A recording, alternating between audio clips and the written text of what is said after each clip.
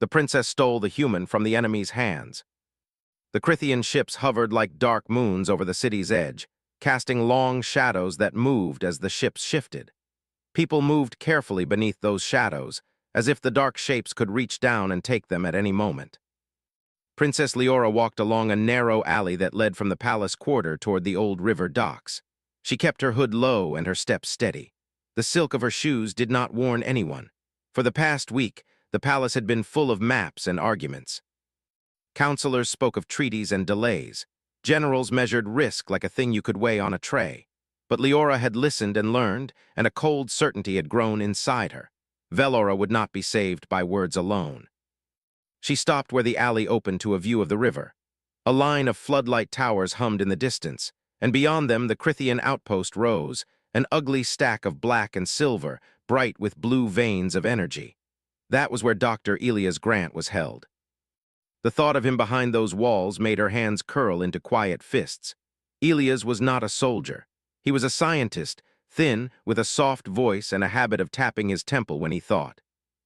He had come to Velora months earlier to help rebuild water systems, to teach, to fix things that were broken. Now he had become a prize, something the Crithians hoped to use. Leora had seen Elias the day the Crithians took the outer city. She had watched from the windows of the palace as lines of soldiers came through, catching people, scanning faces. Elias had argued with a Crithian officer about access to the university labs. He had tried to explain that knowledge saved lives. He had been taken then before anyone could stop it. Leora could not forget the look on his face, a mix of stubbornness and fear and a small, bright hope that someone would come. She walked on. Her steps were guided by a thin plan she had shaped from what she knew: schedules, patrol routes, the behavior of hard machines and softer hearts. The Crithians were precise. They relied on patterns and rules. They were not good at imagining sudden, messy choices. That was where people had an edge. Where machines expected perfect inputs, humans could make strange, human choices that upset the calculation. Leora reached the water's edge where a small skiff rocked gently. The boat belonged to an old dockworker who nodded when she passed, eyes tired but quiet. She paid him with a folded note and a look that asked nothing. The skiff took her under the bridge and then west, where the outpost's power pylons sliced the sky. The river smelled of oil and something sweet from the algae. On the shore, a worker's hut stood empty. She slipped inside and checked the small reflective device she carried, no larger than a palm. It showed a map of the outpost and a thin green line marking patrol routes. The device hummed with borrowed Crithian frequencies. She had traded for it in the market with a watch she had worn as a child. The map pulsed. It was not perfect. Nothing was when men traded in fear, but it would do. Leora thought of her father then, the ruler of Velora. He had been a kind man who believed in giving the enemy time to show reason. He had sent envoys and gifts at first, thinking that goodwill could change an aggressor. The Crithians had not answered with goodwill. They had answered with a blockade and with lists of demands. Her father had become tired, older in the way that worry ages a person. Leora had tried to stand beside him, to lend strength. But what a princess could do inside a palace was small when compared to a city in ruin. So she had learned new skills in the spaces between the palace walls. She had trained with the palace scouts in the quiet hours, learning how to move without a sound, how to read the way a shadow fell upon a wall. She had sat with engineers and learned the small tricks that made an old lock open with a twist instead of force. She had spent nights on the roofs watching the Crithian fleet glide like fish. And she had listened to guards and cooks and merchants who spoke too freely when they did not fear her face. From all of those small things, a plan had grown. Now she stood nearly under the outpost's wall, about as close as anyone from Velora dared to be. The wall rose smooth and high, a mirror of black metal that reflected the river. Sensors blinked along its top, little eyes watching the ground. Patrols moved like slow, careful insects. Suits of Crithian armor glided along the walkways, their helmets catching the light. Leora felt her heart beat against her ribs like a bird against a cage. She pulled the hood back and lifted the map. The small hack device hummed. She breathed slowly, thinking of simple things. The taste of bread, the rough laugh of her tutor, the way Elias had frowned when a formula did not make sense. She had built an entry from that simplicity, patience, observation, a trick of timing. She watched the patrols. They lined up at the dockside every 37 minutes to recharge the external sensors. That was her window, a short, tight seam in the armor of the outpost. She slid into a side alley and waited. The minutes moved like stones. The city was not silent. Somewhere close a child cried and someone sang low and broken. Leora focused on the sound of the wind moving past the tower on the whisper of her own cloak. She checked the device again. The green line thinned. The patrol cycle reached the point she needed. A guard turned his head away for a fraction of a heartbeat. Leora moved. Her approach was slow and careful, a dance she had practiced but never performed for real. She hugged the wall and used the shadow of a rusted crane to hide her outline. When she reached the perimeter gate, she sat and examined the panel. The lock was foreign, a silvery maze of pins and a light that blinked when something touched it. Leora did not have the tools to blast a hole. She had the patience to study the blink. She remembered watching the Crithian engineers once in a training video the palace scouts had saved on a cracked drive. The engineers tapped the panels lightly, listening to the sound of the mechanism. The panels, even alien ones, made music when you touched them right. Leora put her fingers on the metal and let her mind quiet. She listened to the panel's breath. It was strange and cold like a stone, that thought. Her fingers found a rhythm, tap, pause, tap. The lock's light stuttered. A sound came then, a footstep behind her. Leora froze. For a moment the world reduced to three things. The wall behind her, the lock under her hands, the step that did not belong. She held her breath and did not move. The step passed. A small maintenance drone floated by with its single visual eye blinking. It hummed low and did not see. When it drifted ahead, Leora exhaled slowly and returned to the panel. The lock clicked finally. The gate did not swing wide, no dramatic opening, but slid inward a fraction, just enough to let a thin figure slip through. Leora felt a small surge of triumph and a larger weight of fear. The inner yard was bright with blue light, and the air smelled different here, sharp and clean, like a medical bay. She kept to the shadows and moved toward the building where the holding rooms were marked. The map said Elias was in block. See, the building's corridors were clinical and precise, with lines of light along the floor and automatic doors that whispered as they opened. Leora paused at the threshold of the holding block. She could hear no human voices. Machines moved quietly, and somewhere a soft voice spoke in a language she did not know. Her device offered a translation, thin and imperfect. "Authorized personnel only," it said. Leora smiled, a small, private smile. Authorized personnel often meant slow thinking and rule-bound patterns. She was not authorized. She was a human with a plan. Inside, the corridors opened into small rooms. She moved past cells with sleeping frames and tiny windows. One contained a child with wide eyes who pressed themselves against the wall. A nurse in a gray suit checked a monitor and hummed softly, reading data with a concentration Leora found almost like prayer. Leora kept walking. She kept to the darker edge of the corridor. The sign for Block C glowed faint. She followed the corridor's bend. In the far corner, a door bore the name of the module where Elias was held. She reached the door and set herself in a small shadow. The panel beside it showed a pattern of light. The lock here was more complicated than the outer gate, but it was not impossible. Leora crouched and placed the pad of her thumb on the glass. The panel scanned and asked a question in a language she did not speak. She did not need to speak that language. She had something else, a thin strip of forgery she had bought from a street merchant who once painted palace crests in exchange for food. The strip fit into a small seam on the lock. When she pressed it, the panel registered a passcode echo for a brief, unexpected second. The door blinked and opened. The room smelled faintly of antiseptic and old paper. There was a small bed with a thin blanket. A single window looked out toward the river and the black pylon lines. On the bed sat a man folded like a book. Thin hair, a beard that had been trimmed and left to grow uneven, eyes that watched the door with a steady, careful curiosity. Elias looked up as the door opened and his face moved through a range, surprise, hope, then a cautious smile. He was smaller in person than she had imagined. His hands had the thin strength of a maker. When he stood, his legs shook for a moment as if he had forgotten how to use them after being still so long. He took in Leora's simple cloak and the dirt on her face, and something in the set of his jaw hardened, not fear so much as the will to try. "You must be from Velora," he said in careful, accented Veloran. His voice was rough with disuse. "You look like the palace." I am from Velora, Leora said. She kept her voice low. I am Leora. Elias blinked. He had heard of her, of course. A princess was a story everyone knew. He set his hands slightly away from his body, cautious but not unwelcoming. I am Elias Grant. I worked at the university. You are free, Leora said, and her words held a promise as much as a fact. But not yet. I need you to come with me. Elias' eyes searched her face for a long moment. Questions crowded behind them. Why? How? Who else knew? Leora did not answer with words. She placed a small device on the bedside table, a light emitter that would confuse the external sensors for a short window. It was not powerful. It would only be a ghost in the machine, a small lie the Crithians might accept. She held his gaze. We have a short window, she said. We must move now.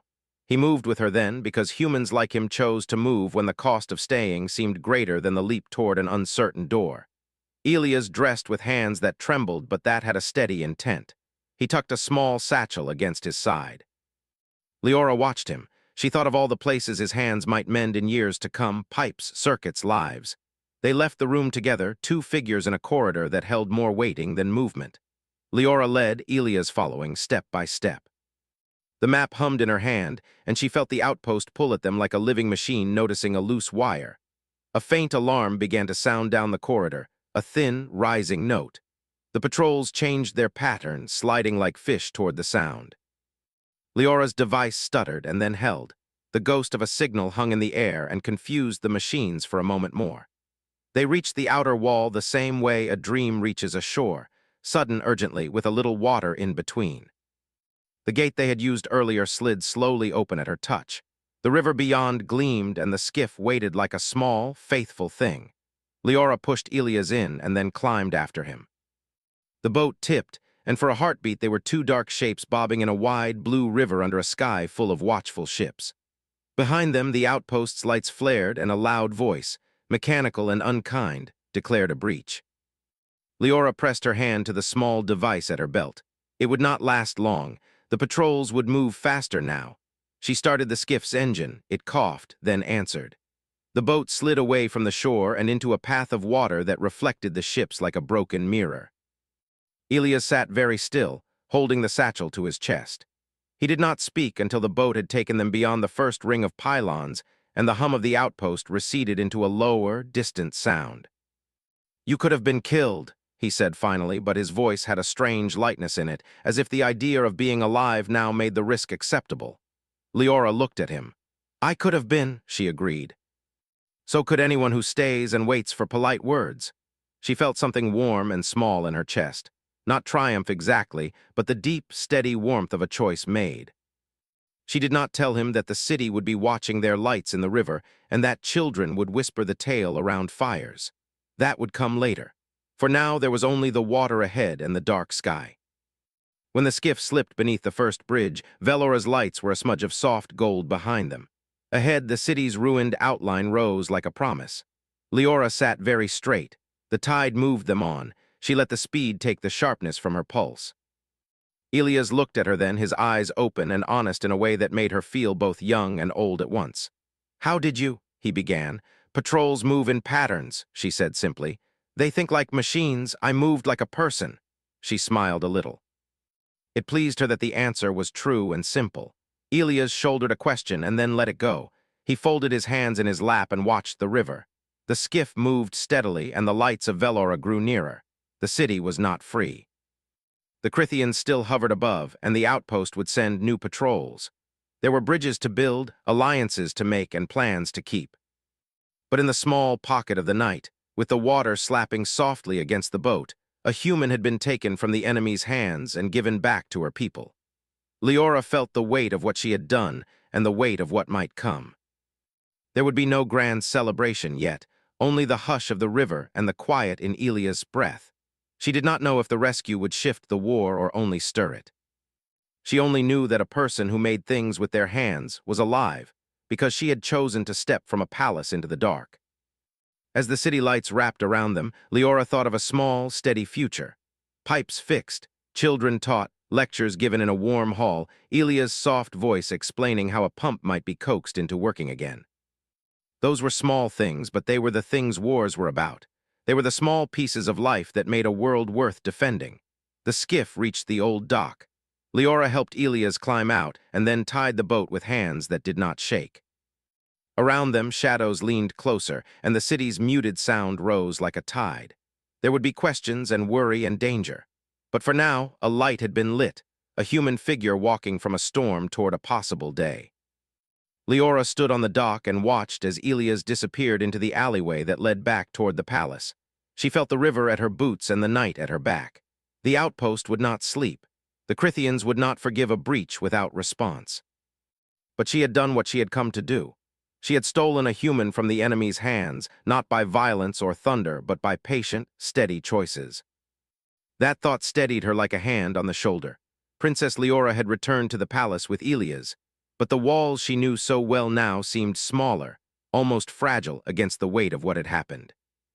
The air inside smelled faintly of wood polish and candles, but there was also a tension, a quiet hum that came from the servants whispering in corners and soldiers moving in silent patrols. The city outside still bore the scars of Crithian occupation, burned buildings, quiet streets, and the occasional hollowed shell of a market stall. But within the palace walls, the heart of Velora pulsed steadily. Leora walked with Elias through the corridors, noting how his eyes lingered on small details. The pattern of the floor tiles, the old paintings of Velora's past rulers, the way a curtain fell in the sunlight. He had always noticed small things, and that attention to detail had made him valuable to the Crithians and to Velora alike. "Do not look so surprised," Leora said gently, noticing his quiet awe. "This is your home too now." She led him to a small chamber that had once belonged to her tutor, a room filled with shelves of books, worn tables, and small instruments that measured time, wind, and light. Elias' hands itched to touch everything, but he restrained himself, knowing this was not the moment to explore every treasure. I did not expect this," he admitted softly, his voice a mixture of gratitude and wonder.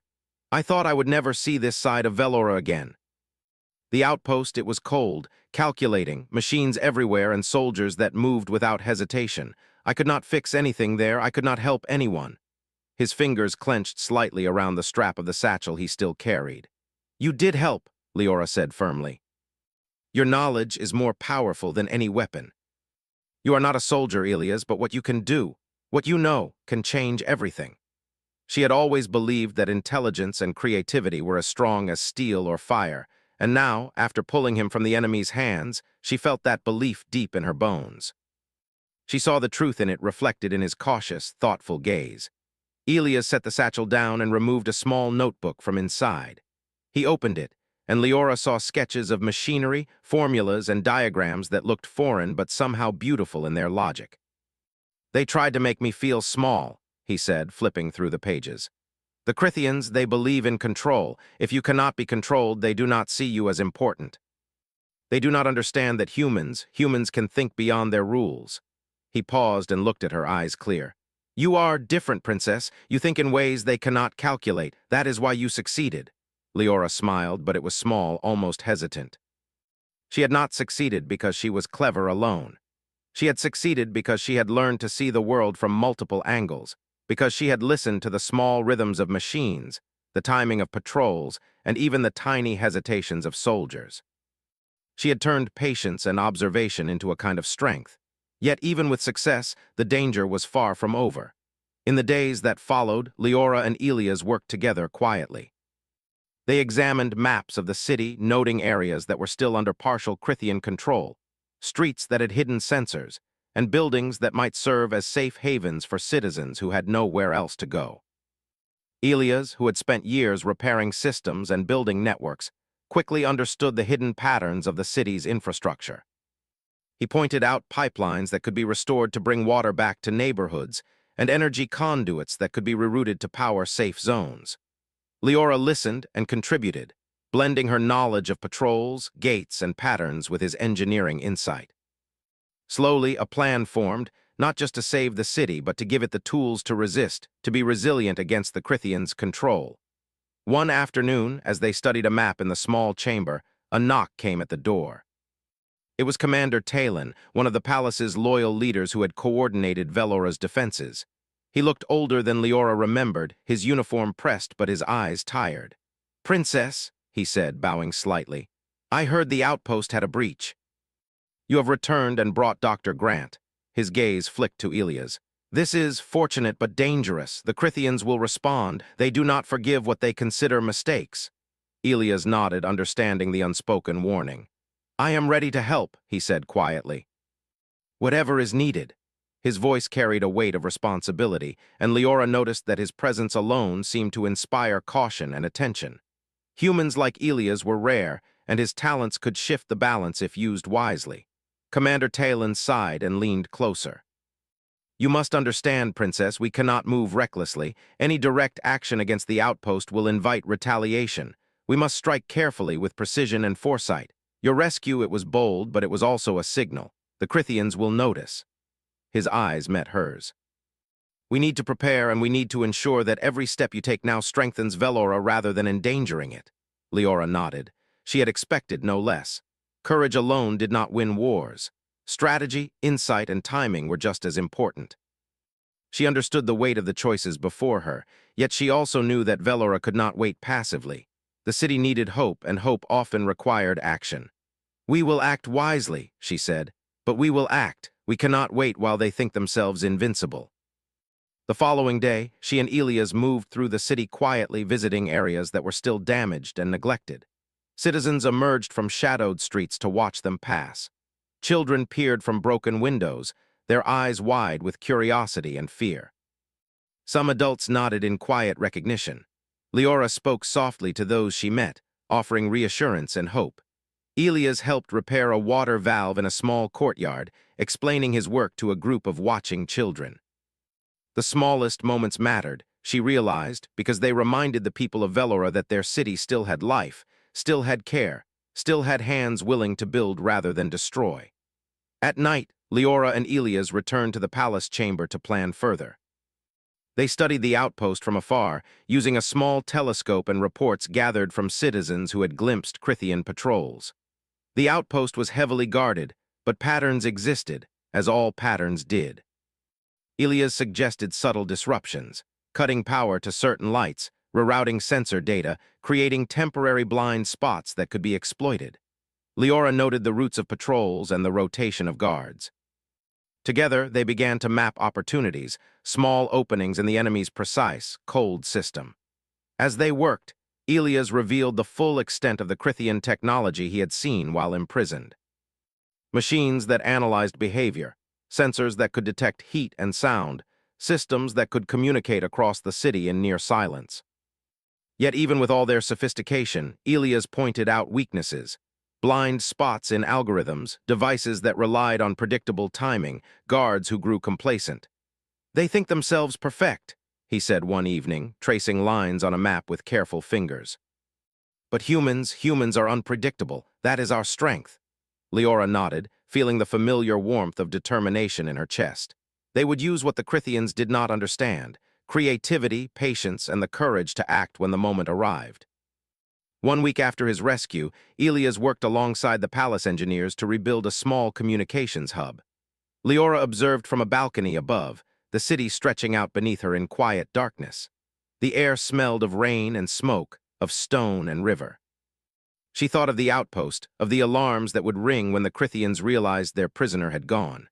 She thought of what might come next, the challenges that lay ahead. Yet, despite the fear, there was hope, real, tangible hope, and that made her resolve stronger.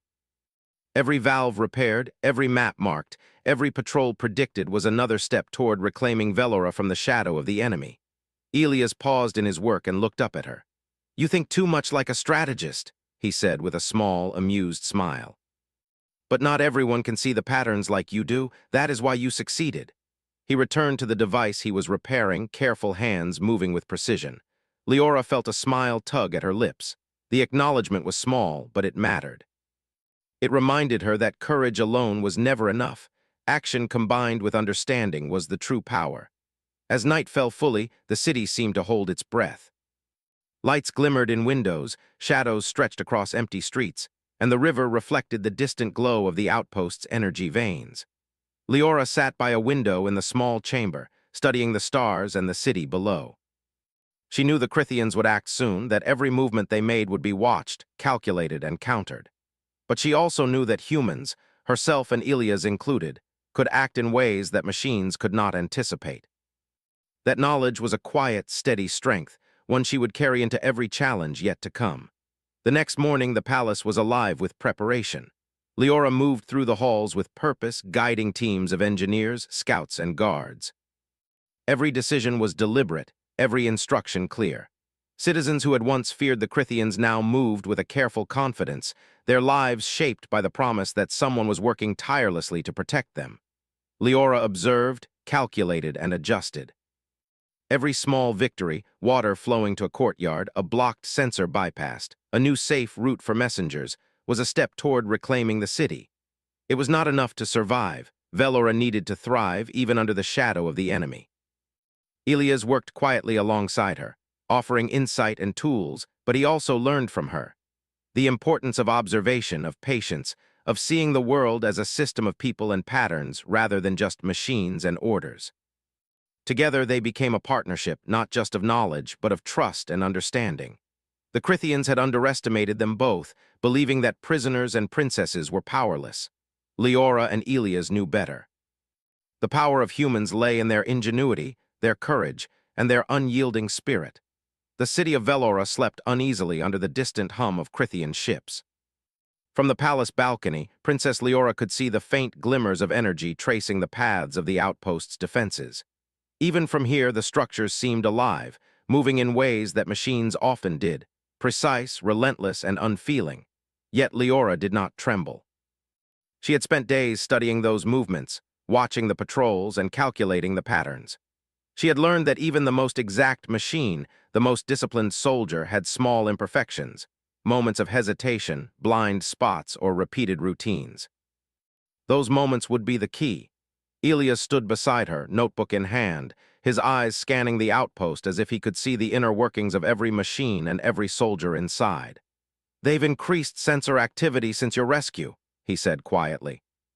"It's almost as if they know we've made moves before. We have to be careful."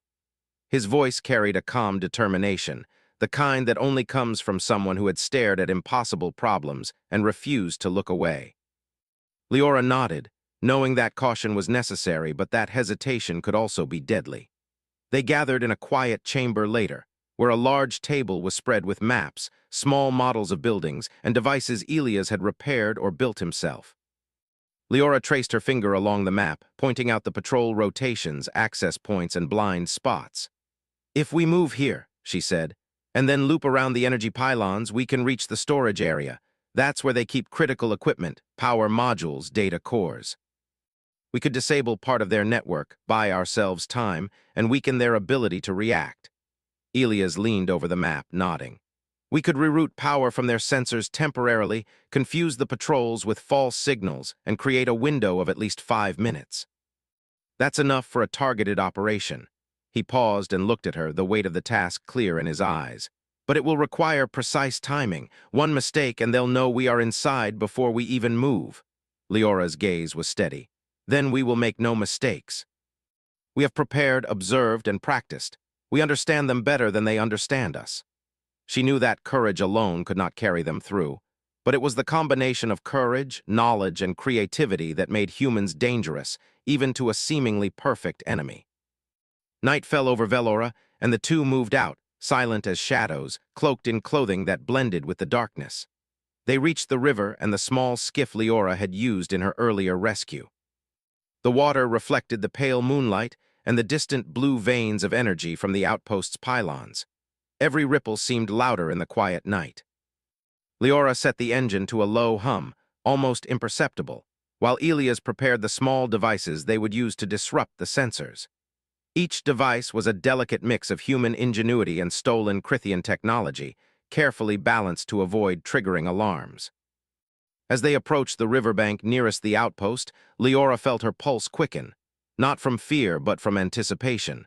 Every step, every movement had to be exact. The river narrowed, the skiff brushing against reeds and rocks, and she guided it silently to a small hidden cove she had discovered in her previous reconnaissance. From there, the climb to the walls was steep but manageable. Leora had chosen this point for its blind spot. The sensors were angled to cover the main approaches, not the jagged rocks that ran along the river's edge. Elias followed closely, his fingers checking the devices that hummed softly in the dark.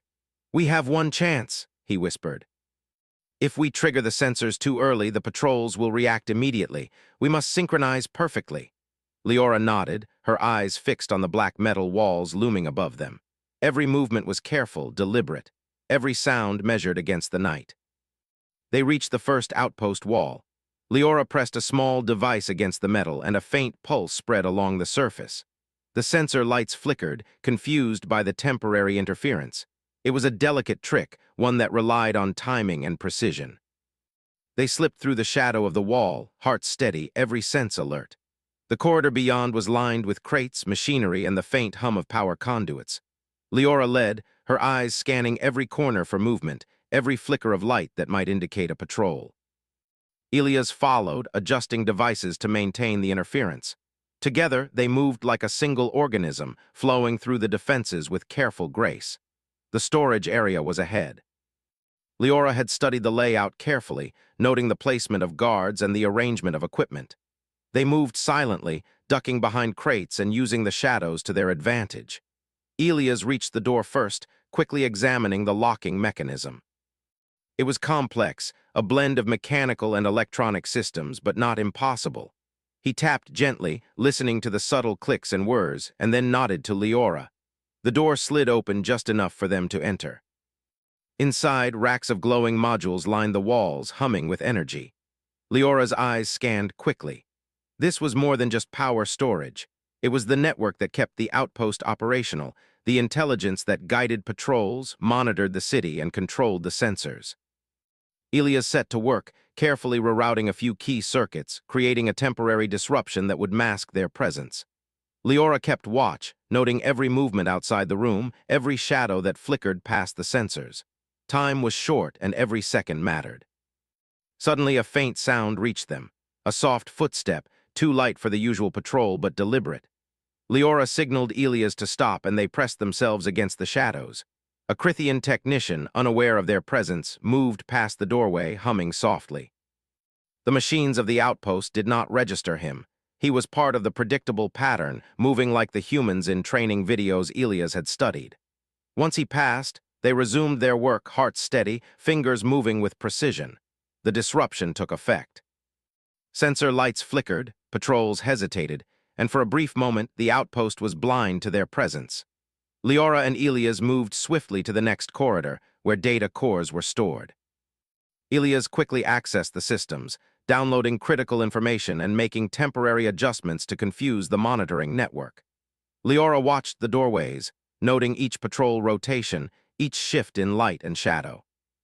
They had created a small pocket of chaos within the enemy's carefully controlled system, and it was their chance to exploit it. But the Crithians were not without awareness. A distant alarm began to sound, faint at first, then growing steadily. Leora's pulse quickened, but she did not falter. She grabbed Elias' hand and pulled him toward the next section, moving through the maze of corridors with practiced ease. The outpost was waking, sensors adjusting, patrols shifting, but their timing was precise.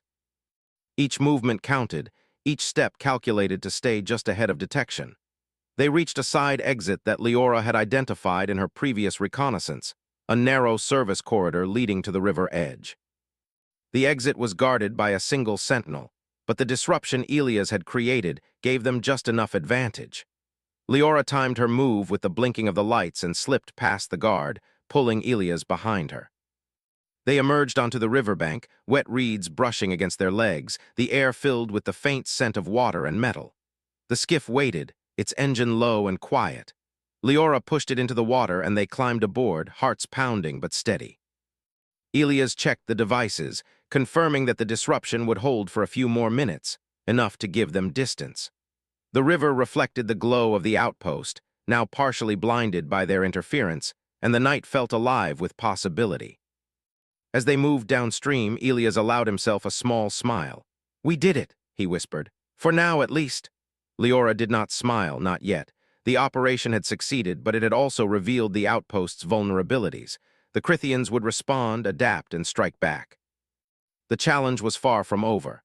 But in this moment, they had proven that humans, even against a superior enemy, could act with intelligence, courage, and creativity.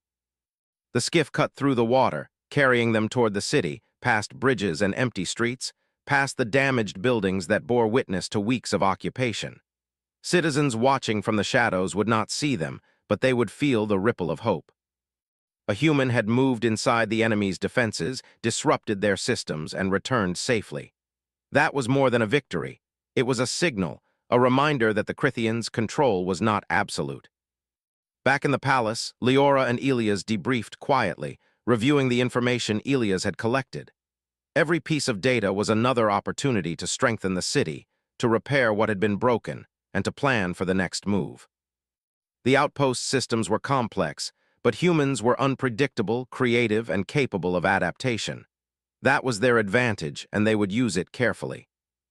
As dawn approached, painting the sky with shades of orange and silver, Leora stood at a window looking out at the city. Velora was still under threat, still fragile, but it was alive, breathing, and resilient. She felt the weight of what had been accomplished, but also the responsibility of what was to come. The Crithians would not rest. They would not forgive intrusion or disruption, but neither would she, nor would the people she protected. Humans had survived worse, adapted faster, and risen stronger. That was a truth that no machine, no alien fleet could ever fully comprehend. Elias joined her at the window, silent for a moment, watching the city. "You were incredible," he said softly.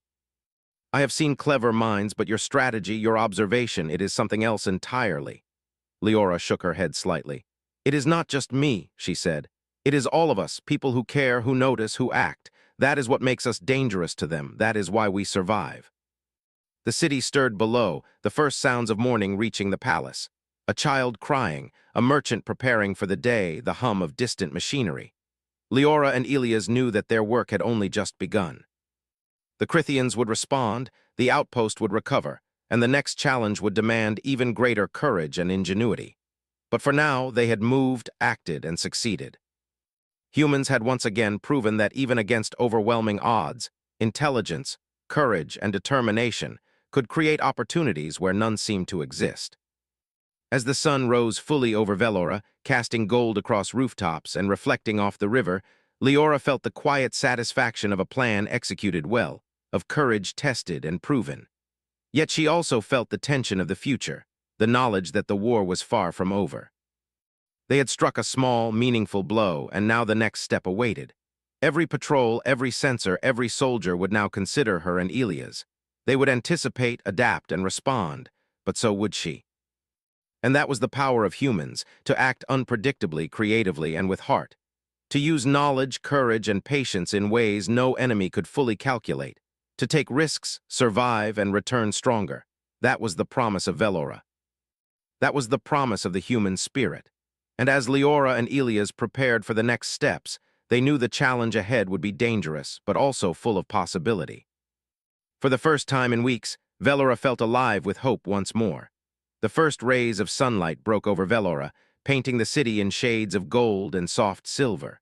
From the palace balcony, Princess Leora could see the full expanse of the streets she had once walked as a child. Now they were filled with quiet energy, citizens moving cautiously but purposefully, aware of the fragile safety they still had. The Crithian fleet hovered on the horizon, dark shapes against the morning sky, a reminder that danger was never far. Yet Leora did not tremble.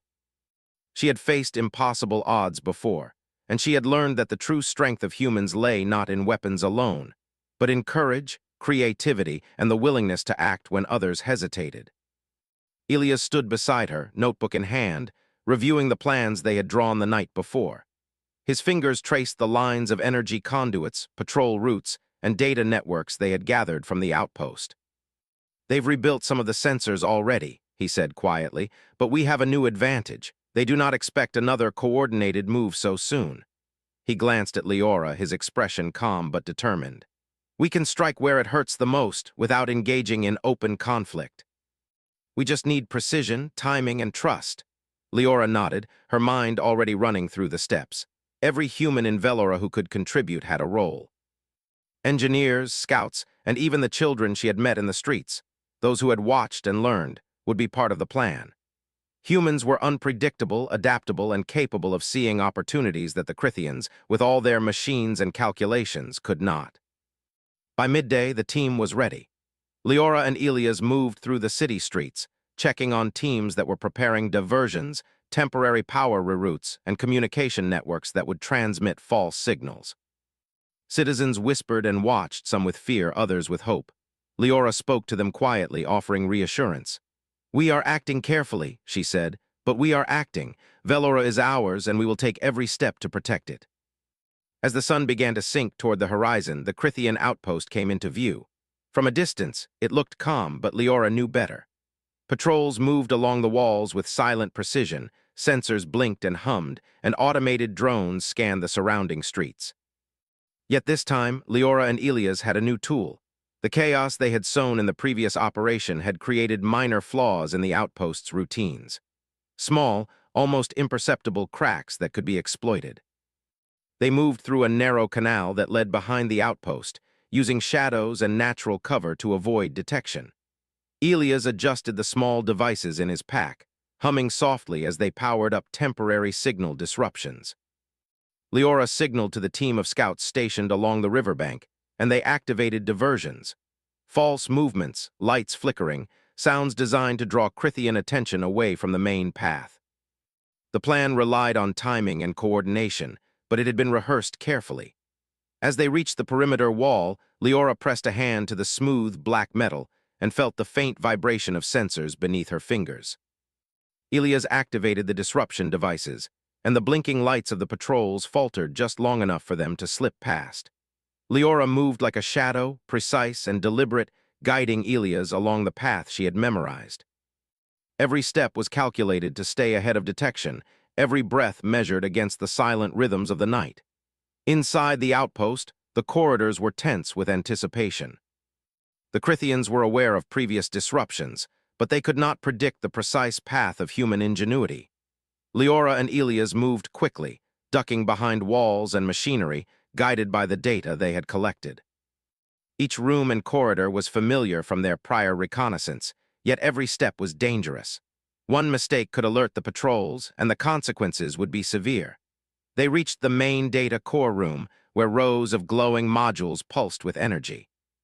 This was the heart of the outpost, the intelligence network that guided patrols, sensors, and communication. Elias set to work immediately, his hands moving with practiced skill. Leora monitored the corridors, noting shadows, listening to the subtle sounds of machinery. Together, they created a precise disruption, rerouting energy, confusing sensors, and temporarily blinding the automated systems. For a few critical minutes, the outpost was vulnerable. Suddenly, the sound of approaching footsteps reached them. Leora signaled for Elias to pause. A Crithian officer passed by, unaware of their presence, distracted by the unusual patterns in the sensors. Leora and Elias held their positions, hearts steady, waiting for the moment to move again. The officer continued down the corridor, and when he disappeared from view, they resumed their work, every action precise and deliberate. With the disruption in place, they moved to the secondary control rooms, securing temporary control over communications. Messages that would have alerted patrols now circulated false directions, drawing Crithians away from key positions. Leora guided the team carefully, ensuring every move minimized risk and maximized advantage. The city outside was counting on them, and failure was not an option. As they navigated the final corridors, Elias paused at a panel, adjusting a delicate interface. "Almost there," he whispered. "Just a few more circuits." Leora kept watch, her eyes scanning every shadow, every flicker of movement. The tension was high, but they moved with the calm focus that only comes from careful preparation and trust in each other. Finally, the main systems were secured. Leora signaled to the scouts, who activated the diversions in sequence. Patrols shifted, sensors flickered, and for the first time the Crithians were truly confused. Humans had turned their systems against them, not with brute force, but with creativity, intelligence, and coordination. Elias exhaled, a small smile on his face. "It worked," he said quietly. "We have control, at least temporarily." Leora nodded, but she knew that the work was not finished. The Crithians would respond, and every advantage they gained had to be used carefully. They began their retreat, moving through the corridors with the same precision they had used to enter. The exit was narrow, but their devices continued to mask their movements. They reached the riverbank, the skiff waiting quietly as the last rays of sunlight faded. Leora guided it into the water, and they climbed aboard, moving downstream with careful speed. The city behind them seemed peaceful, but they knew the tension would remain until the Crithians had fully recovered from the disruption. As they floated along the river, Elias looked at Leora with admiration. "Your leadership, your strategy, it is unlike anything I have seen. You think ahead, anticipate every move, and yet remain calm under pressure. That is rare." Leora smiled faintly. "It is not just me," she said. "It is all of us. Every person in Velora who cares, who notices, who acts. Together we are strong. That is why we survive." The river carried them through the city, past bridges and quiet streets, reflecting the distant glow of the outpost. Citizens who had once feared the Crithians now moved with cautious confidence, inspired by the knowledge that humans could act, create, and protect. Every repaired pipeline, every secure communication line, every diverted patrol was a small victory, a reminder that intelligence and courage were powerful weapons in their own right. Back at the palace, Leora and Elias reviewed the data they had collected, planning the next steps. Every detail mattered: patrol patterns, sensor placements, and the timing of responses. Humans had proven themselves capable of actions the Crithians could not fully predict, and that advantage had to be preserved and expanded. Night fell again over Velora, and the city seemed to hold its breath. Leora and Elias stood together at the palace balcony, watching the outpost in the distance. They knew that the Crithians would adapt, would respond, would search for patterns, but humans were unpredictable. They could innovate, improvise, and act with courage where machines and rigid soldiers could not. That was their advantage, and it was one they would use wisely. The city below stirred with quiet life. Children ran through alleyways, adults prepared for the next day, and the hum of machines blended with human voices. Leora felt the weight of responsibility, but also the warmth of hope. They had struck a meaningful blow, and the people of Velora could feel it. It was not just about survival. It was about reclaiming the spirit of the city, restoring its heart, and proving that humans could overcome even the most calculated adversaries. Elias spoke quietly, almost to himself, but Leora heard. "They do not understand us. They think their systems are perfect, their plans unbreakable. But they cannot see what we see, they cannot act as we act. That is our power."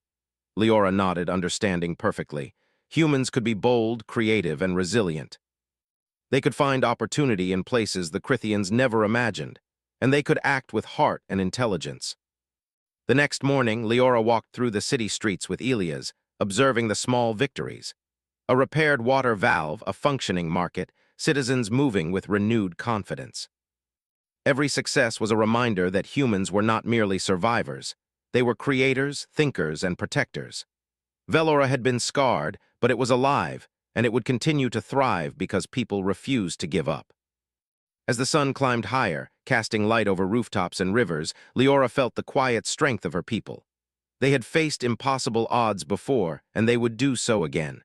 Every challenge was met with ingenuity, courage, and heart. Humans had survived, and humans would continue to thrive. That was the truth of Velora, the truth of the human spirit, and the promise that no machine or alien fleet could ever fully understand. She turned to Elias and smiled. "This is just the beginning," she said. "But we are ready," Elias nodded, eyes bright with determination. "Yes, and we will face it together."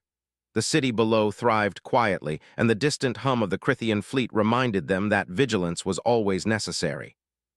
Yet in every heart that beat within Velora, there was courage, intelligence, and the quiet power of humans acting together. They had faced fear, uncertainty, and the cold logic of a superior enemy, and they had won not with violence but with courage, patience, and ingenuity. And so Velora stood, alive and determined, a city that would never surrender its spirit, led by a princess who understood the true strength of humans, and a scientist who believed in the power of knowledge and action. The Crithians could watch, calculate, and adapt, but humans would always find a way, guided by heart, mind, and the unyielding will to survive and protect what mattered most. The princess stole the human from the enemy's hands,